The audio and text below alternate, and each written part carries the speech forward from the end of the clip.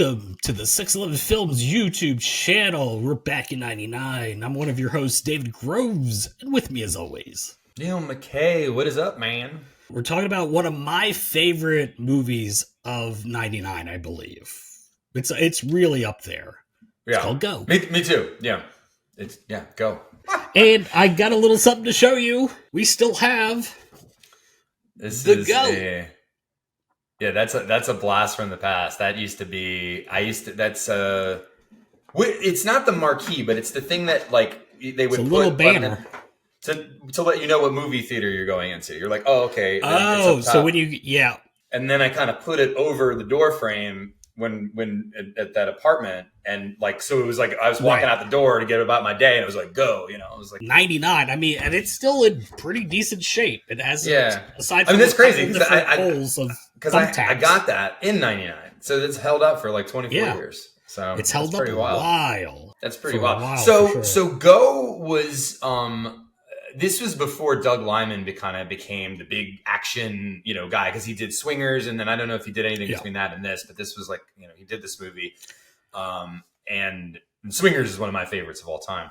But this one is high up there for me. I mean, it's one of the reasons why 99 is such a great year for movies, because you forget about movies like this, and you're like, oh yeah, Go came out that year, and just a fantastic movie, and very kind of cool. Like I always loved how they kind of did, like, we're telling this person's story, and then we're going to go tell this person's story, but it's all like interweaving, so you kind of get the different perspective.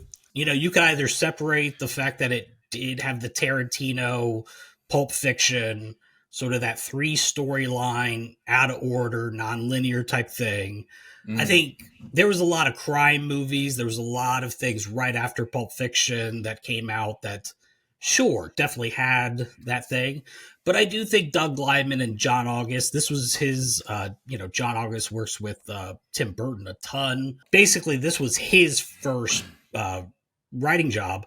And I don't know, to me, it's like, it is very much got the Tarantino vibe, but it's its own thing. Yeah. Like it's a grounded level. It's a grounded version, I think, of a Pulp Fiction. Yeah. And more funny. It's just more about comedy.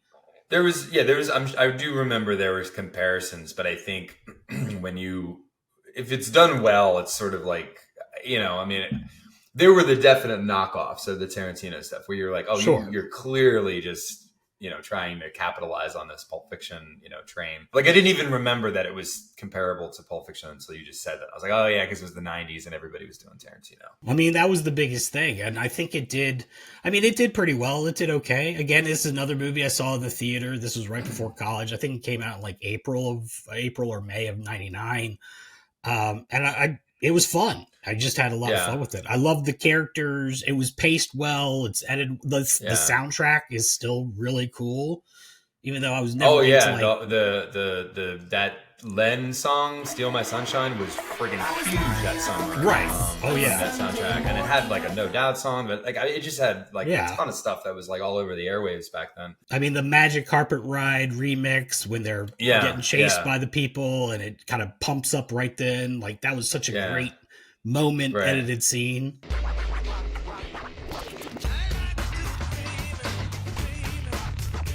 This is December, and it was in the holidays, and you don't even like, it was a Christmas movie basically. But it was interesting too, because at the time I think the only person that anybody knew was Katie Holmes from, because she had started Dawson's Creek, I don't know, maybe a year or two before. And that was it. But now it's and Scott Wolf from Party of Five. Oh, that's right. And him and Jay Moore were in it. Okay, yeah. That's so they were kind of known. But like, I'm thinking like Timothy Oliphant. Like, he was known. Like, and even Sarah Polley wasn't really known. Right. I mean, I think it was like an indie darling, but she was kind of new. Right. On the scene. Taye Diggs, I think, was pretty new. Like, nobody knew who he was. So it was cool. Like, it had some fresh faces. It was like, it was kind of like, what is this? What kind of movie is this? And it was different. But it had those action elements. Like, it's one of those movies that, I don't know if I would say was an influence for us with like 11, but it could have been. I think with Tarantino or Magnolia PTA, having the bits of funny stuff with more dramatic stuff with that. I don't think we ever said Go would be like an influence for like 11, that, the movie we did in '05. But maybe there was something there in the back of our heads of wanting to have that.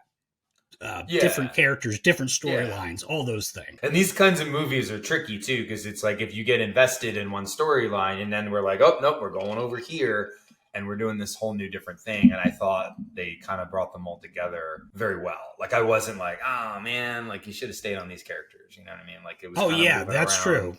Yeah, all the different stories were perfectly well with each other. Yeah, and it was hilarious. And I just love like those kinds of things where you see, because I mean, like the first storyline, you see Rona, the Sarah Polly, like she gets hit by the car, but then it's like later you're like, oh, now I know who hit her, and then what that has to do with everything, and it all kind of comes together. And I just love stuff like that when it's all it's like a nice little bow. Oh yeah, absolutely. And even the stuff like, I mean, I guess spoiler alert, see, but even the stuff with like the strip club stuff comes back at the end, and then they all like everything kind of wraps itself up in a tidy little, pull it all together like that. No, exactly. I think that was, and again, with John August first doing that and Doug Liman, and then he goes on and makes big action movies. Like the next thing he does is Bourne Identity. Yeah. And then after that, he does Mr. and Mrs. Smith with Brad Pitt and Jolie. Yeah. So. And then he did the Tom Cruise thing, right? The Day After Tomorrow thing, right? Or not Edge of Tomorrow. The Edge of Tomorrow. Edge of Tomorrow. That's one. Thanks so much for watching. If you like the series, please like, subscribe, comment. We'll see you again on the next Back in '99.